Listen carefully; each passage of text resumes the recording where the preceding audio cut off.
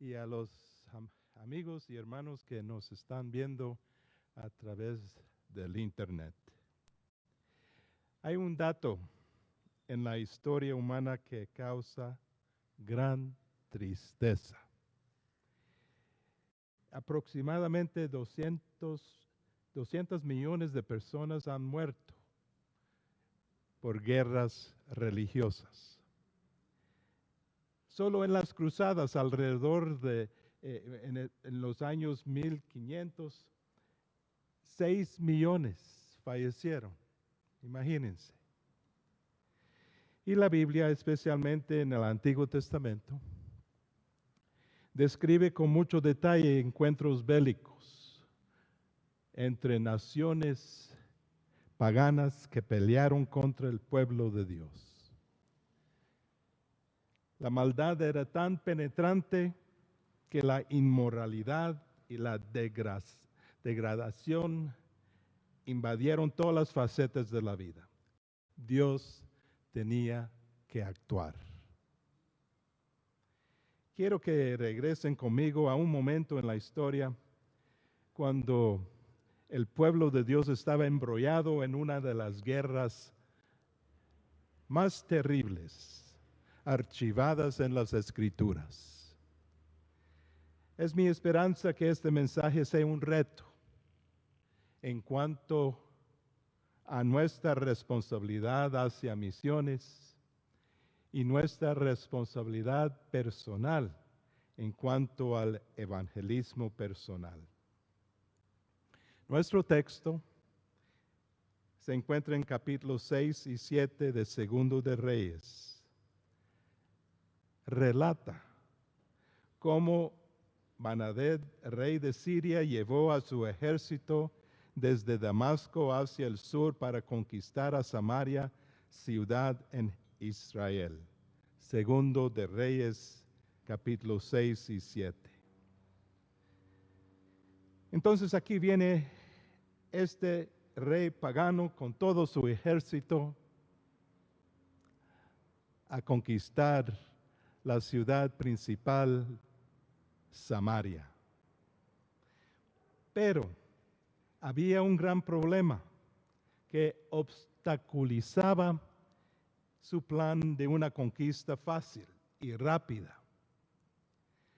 La ciudad de Samaria estaba ubicada sobre un monte y los muros de la ciudad subían a unos 100 metros más de altura y además los muros tenían 6 metros de ancho.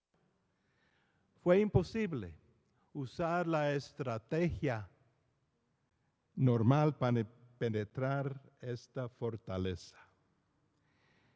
Entonces solo un recurso les quedaba: bloquear las entradas y las salidas de la ciudad y sitiar a Samaria.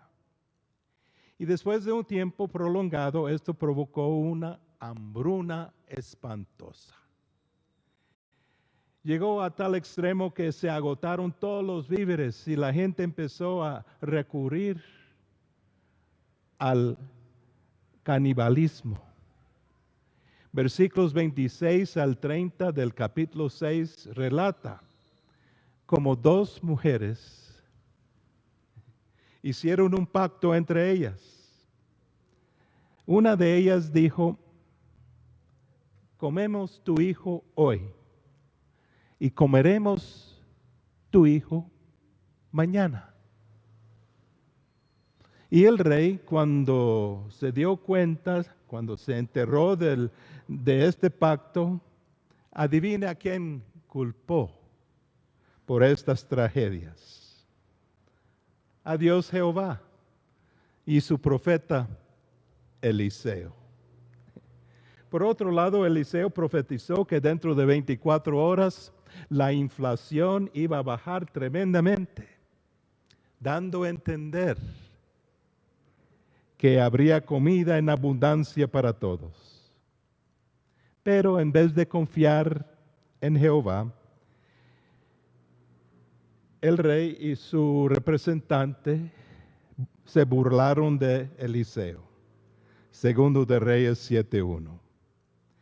En el versículo 3 del capítulo 7 encontramos un giro en este relato histórico porque el Espíritu Santo deja a un lado al rey y sus ministros de Estado y como rayo láser se enfoca en 4 individuos que estaban sentados fuera del muro de la ciudad. Fueron 4 leprosos. 4 leprosos que tenían mucha hambre. Y ahí estaban sentados analizando su situación penosa. Se preguntaron, ¿qué hacemos aquí sentados?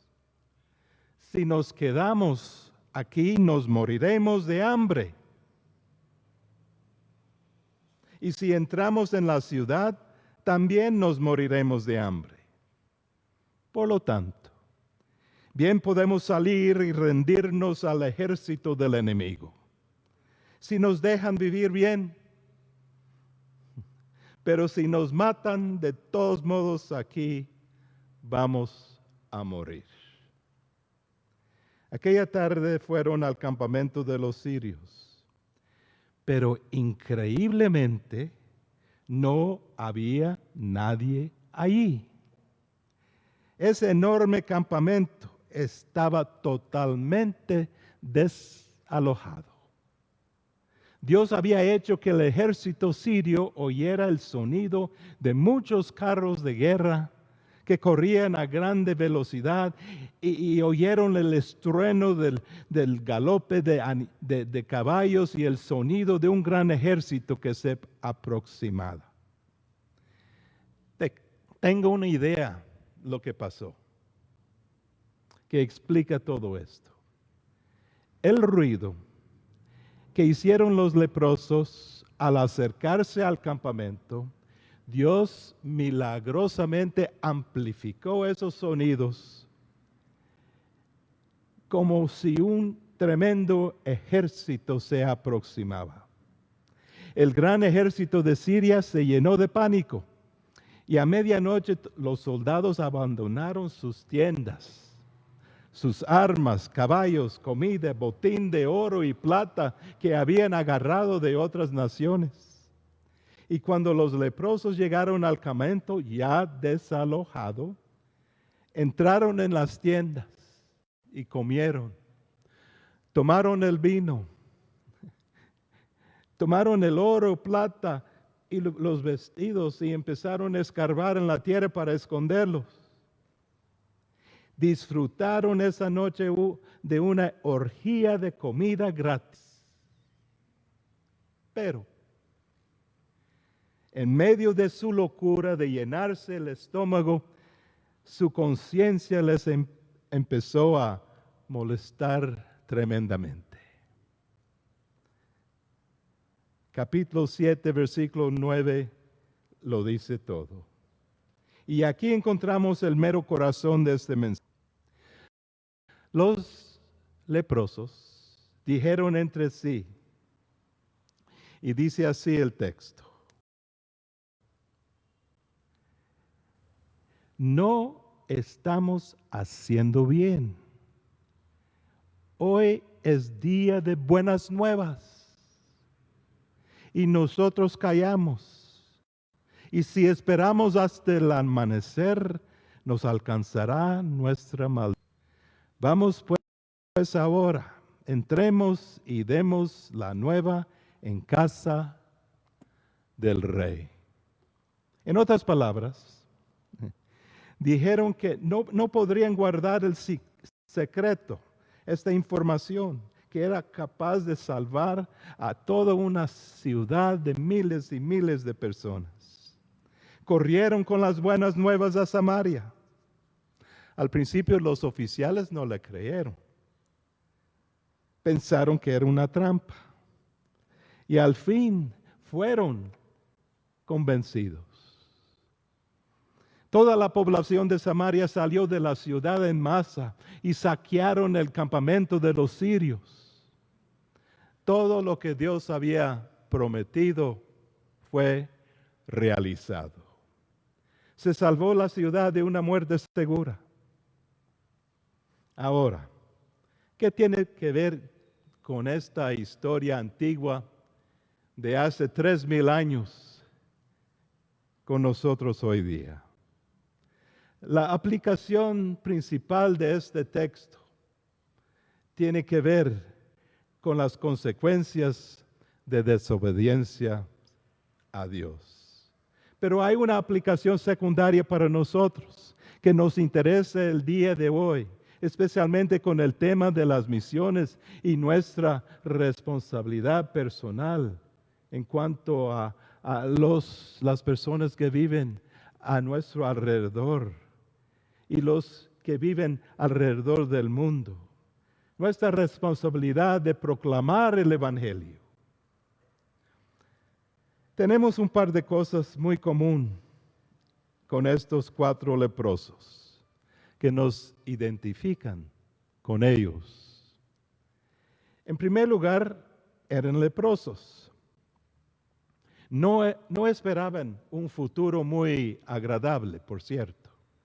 Samaria jamás permitiría la entrada de estos señores y dudo que el campamento de los sirios tampoco los iba a recibir con brazos abiertos.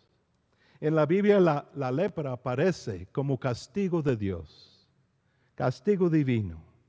Los leprosos eran vistos como personas impuras y pecadoras. Y que todo el mundo debería apartarse de ellos. Fueron expulsados de la comunidad y del culto. Debían vivir vidas separadas de la comunidad y constantemente tenían que gritar: impuro, impuro, aléjense de nosotros. Ya que esta enfermedad se consideraba por incurable, la única esperanza que tenían estos enfermos era prácticamente un milagro. Aislados, rechazados y con carne consumiéndose, los leprosos eran condenados a la soledad y al desprecio. ¿Se dan cuenta que esto es precisamente el cuadro que la Biblia pinta de la persona sin Cristo?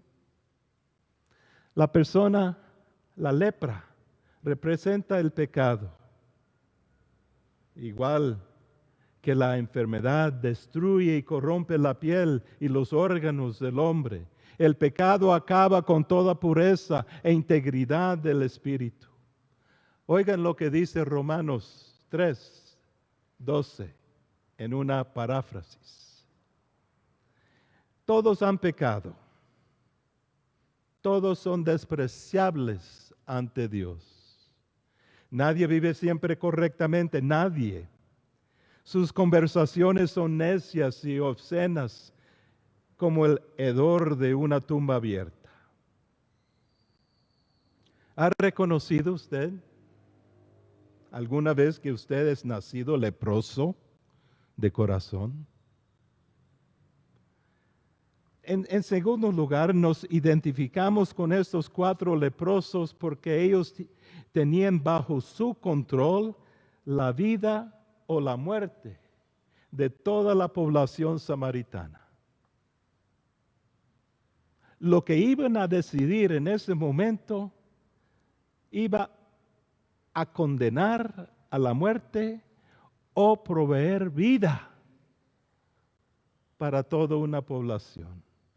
En tiempos de guerra, quienes vivían a campo abierto o en las aldeas buscaban protección dentro de las ciudades fortificadas.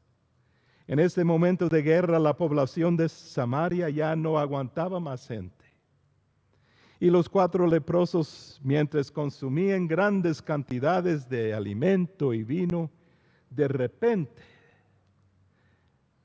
descubrieron que todavía tenían algo muy dentro de su alma: una conciencia.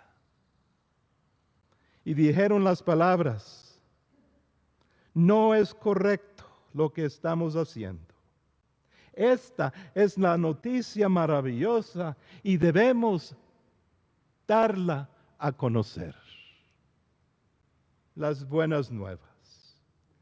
En otras palabras, si no gritamos a los cuatro vientos que los sirios se han ido y han dejado enormes bodegas tamaño hiperpaís, llenísimas de víveres, la gente se va a morir de hambre. Urge avisarles. Y así hicieron. Sintieron compasión por sus compatriotas. Esto es insólito porque estos leprosos toda la vida solo recibían maltrato y discriminación de los demás. Ahora estaban pensando en el bienestar de los demás. Segundo de Reyes 7:16 dice que el pueblo de Samaria, al oír estas noticias, salió y saquearon el campamento de los sirios. Se salvó ese día de la muerte gran cantidad de gente. Podemos apreciar el paralelismo entre lo que hicieron estos cuatro leprosos y la tarea evangelística que tiene la iglesia hoy día, 30 de mayo 2021.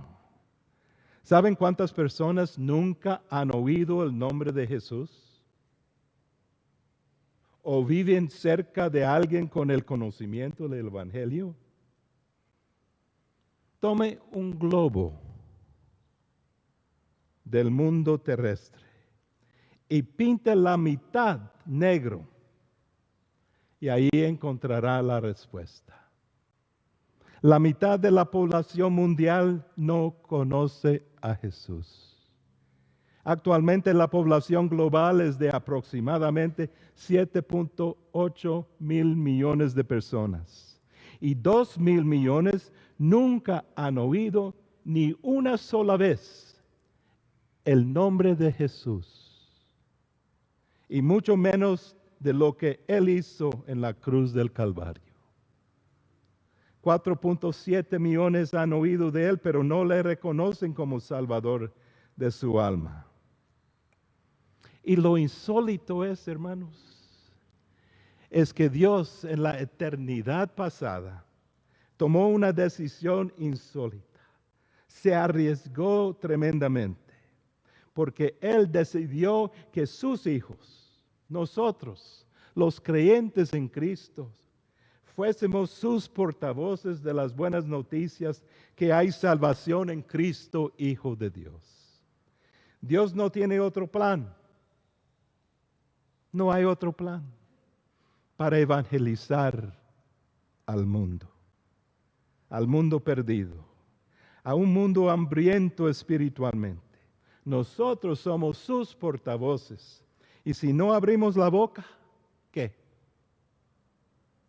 ¿Qué sucederá si no hay compromiso de parte nuestra? Si no hay compasión. Oigan lo que dice Romanos 10, 13 al 15.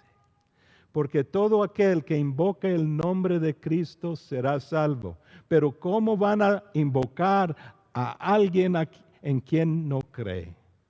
¿Y cómo van a creer en alguien no han oído hablar?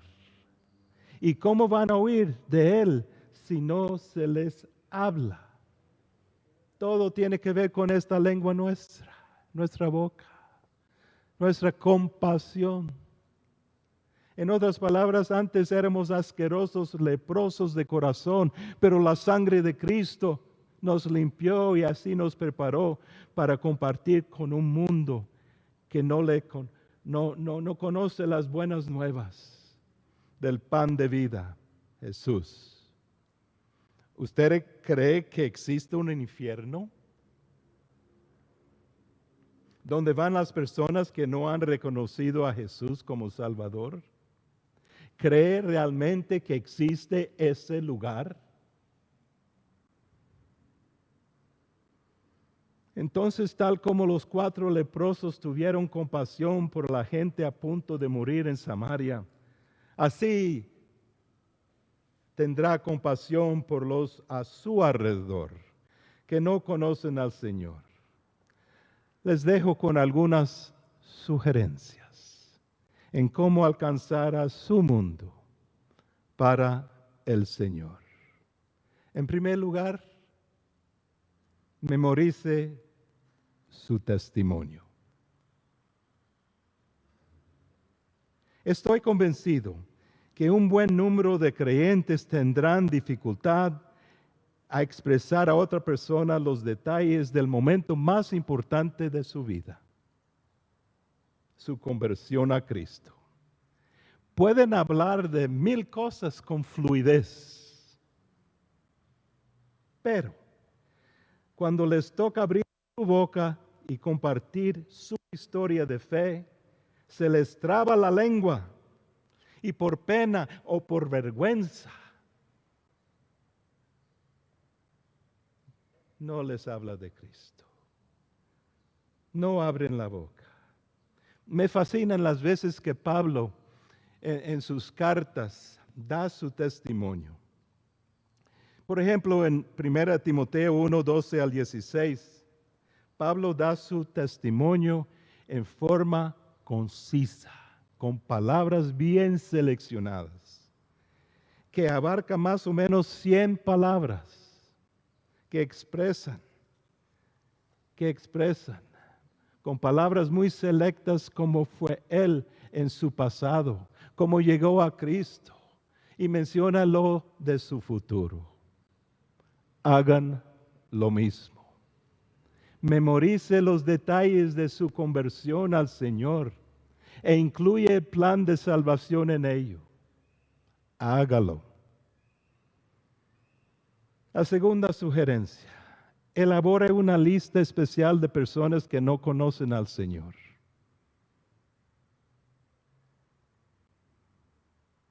Ore por ellas diariamente. Yo lo hago. Y pide al Señor una entrada especial para poder guiarles al camino de la salvación. Poco después de mi conversión al Señor, los hermanos de la congregación empezaron a discipularme. Yo, un patojo de 17 años.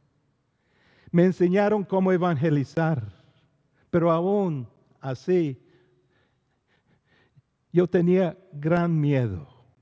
Hasta que un día decidí llevar mi Biblia al colegio. Solo el hecho de cargar la Biblia provocó mucho interés y mucha burla.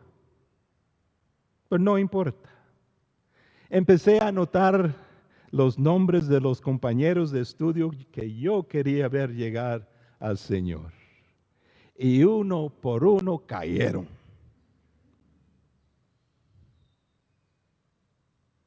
Tanto que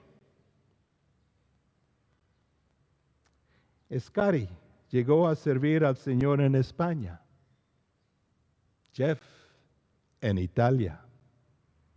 Ginny en Nueva Guinea. Charlie se quedó como pastor en Tennessee. José, mi hermano, se fue a Portugal. Y Roberto,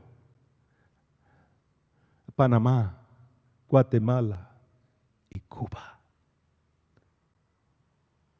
Elabore su lista. Empiece a orar por esas personas como blanco del Evangelio. Una tercera sugerencia. Les animo a utilizar el Internet. Hoy día existen diferentes redes sociales en el web que le permite a cualquier persona interactuar con el mundo no importando su ubicación geográfica. ¿Cuántos hispanos hay regados por todo el mundo? Y a través de esas redes sociales, usted puede comunicarse con ellos. Yo lo hago diariamente. Y la cuarta sugerencia es: lleve tratados para repartir entre la gente a su alrededor. Tratados. Yo no sé si hay algunos ahí. Habría que ver. Pero casi la primera cosa que hago al llegar a una nueva congregación es ver dónde están los tratados. Porque eso indica el interés que tienen los líderes en alcanzar los inconversos. A mí me fascina un tratado en particular, y jamás salgo de la casa sin estos tratados. Me encanta este tratado. No lo pueden ver por lo lejos, pero tiene que ver con una rosa que abre y cierra. Y dice así: eres amado. A las damas les fascina esto.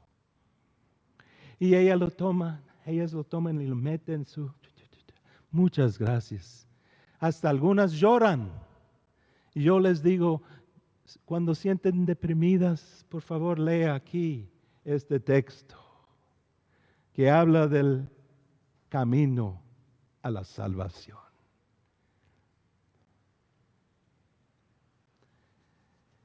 Lleve tratados. 5. Ore por los misioneros que reciben el apoyo de IBEC. Se ha mencionado los nombres de estas personas muchas veces. Los que están lejanos y los que viven aquí en Guatemala. Algunos no reciben apoyo económico, no importa. Están haciendo el trabajo de misiones. Solo falta de orar por ellos y tratarse de comunicar con ellos. Envíeles correos expresando su apoyo. Y por último, entrega a su hijo, sus hijos, sus nietos al Señor. A no más nacer, eso es lo que hemos hecho con nuestros 4. Lleva a esa criatura, mi Dios. Abraham lo hizo con Isaac. Ana lo hizo con Samuel. Dios el Padre lo hizo con Jesús, su Hijo. Lógico que el Hijo tiene que tomar su propia decisión, pero por lo menos los padres están ahí orando. Ojalá. Si no sale como misionero profesional, por lo menos va a servir a su Dios en su iglesia y va a tener ahí compasión en su alma por las personas inconversas. En conclusión, hermanos, no hay excusa.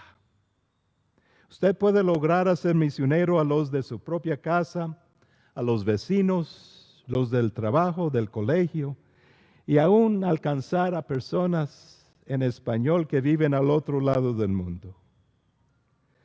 Por los primeros 16 años de mi vida, pasé como un asqueroso leproso de corazón, hasta que una señorita a través de su mamá me mostró el camino a Cristo. El 23 de septiembre de 1962, este leproso de corazón fue limpio por la sangre de Jesús. Y ahora tengo 54 años de haber sido portavoz de las buenas nuevas de salvación en Jesús. Les invito a hacer lo mismo. Oremos.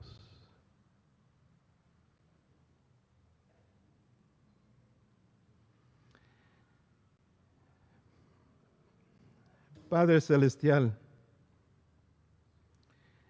gracias por habernos salvado por tu gracia. Ayúdanos, como leprosos curados, evangelizar a un mundo perdido. Ayúdanos a orar por los misioneros que esta congregación apoya. Pedimos por ellos ahora mismo que tengan todos los recursos necesarios para cumplir con su misión, que estén llenos del Espíritu Santo a compartir el mensaje de las buenas nuevas, el mensaje de la salvación en Cristo Jesús. Y en el nombre, el poderoso nombre de Jesús, que así sea. Amén.